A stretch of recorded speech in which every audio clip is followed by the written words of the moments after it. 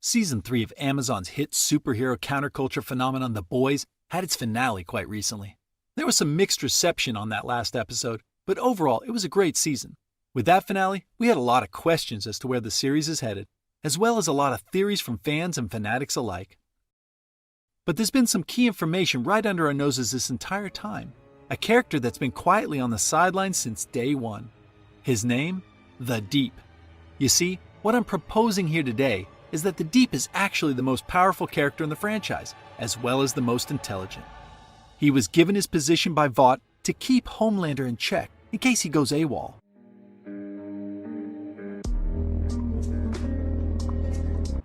This is much like the role of Black Noir in the comics, who as we all know is a clone of Homelander. However, this season gave us quite a twist, as in a flashback to Nicaragua, we saw Black Noir's true identity. Needless to say, he's not Homelander. On the surface, we can just assume the writers discarded that plotline altogether, as Noir has his own individual story that's intertwined with Soulja Boy's past.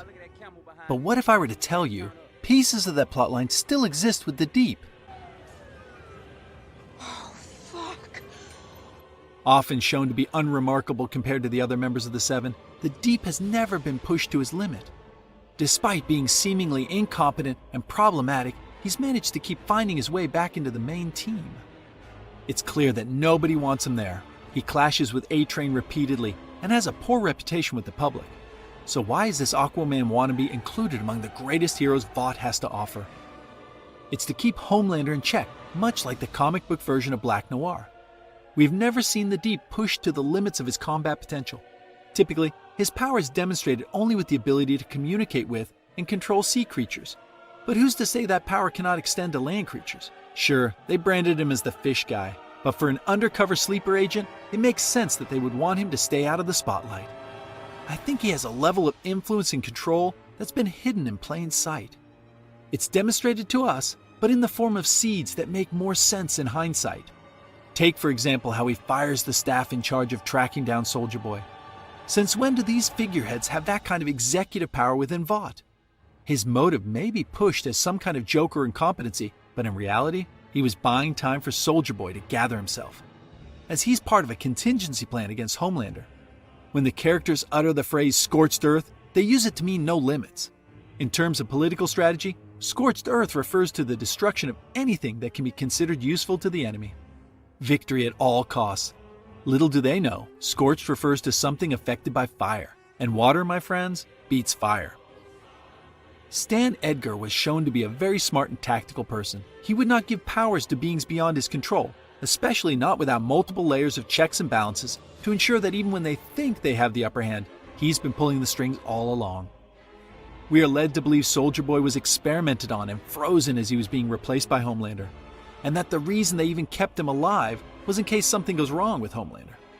But as Homelander stated himself, Soulja Boy's outdated. Homelander is the upgrade. You're just a cheap fucking knockoff. Oh no. I'm the upgrade. Why would Stan Edgar, the genius who is always 2 steps ahead, fail to see that his trump card is quite obviously weaker than Homelander? Soulja Boy can't even fly. That's because he has the Deep, ready to extinguish that scorched earth and replace Homelander in the event that Vought is truly beyond his control. Soulja Boy's a red herring, and the Deep is only using him to test Homelander's abilities.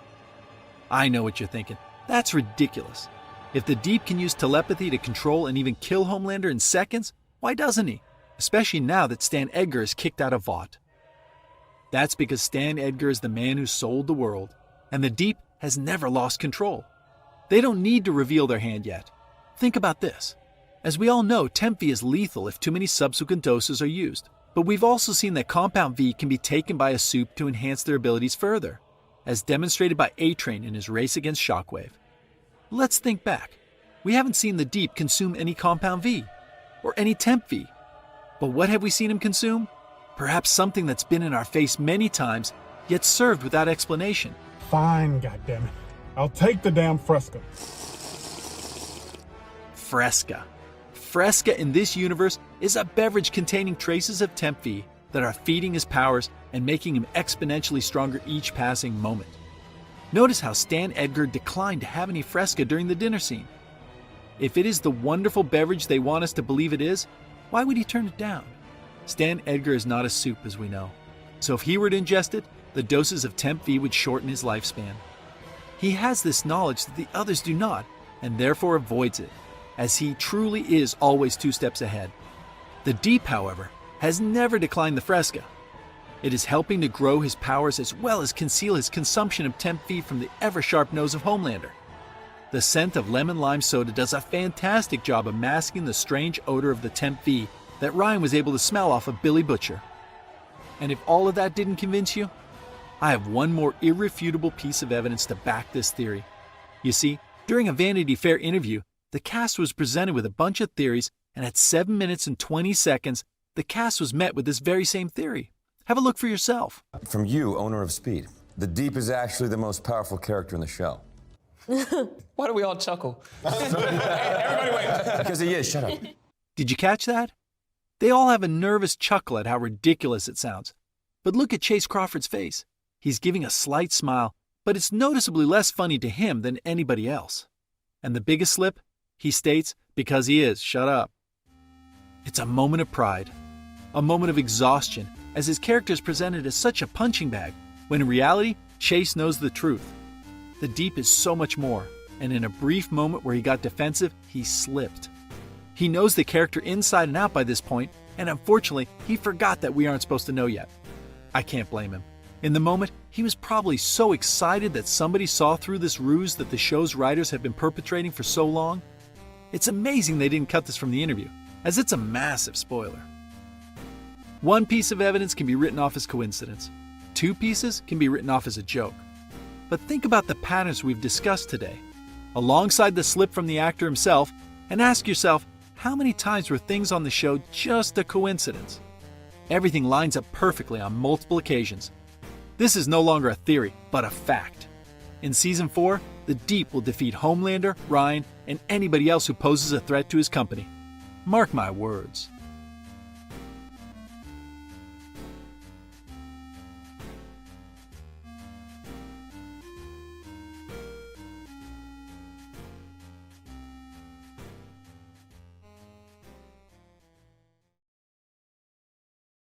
Definitely not an imposter. If I was, then I wouldn't be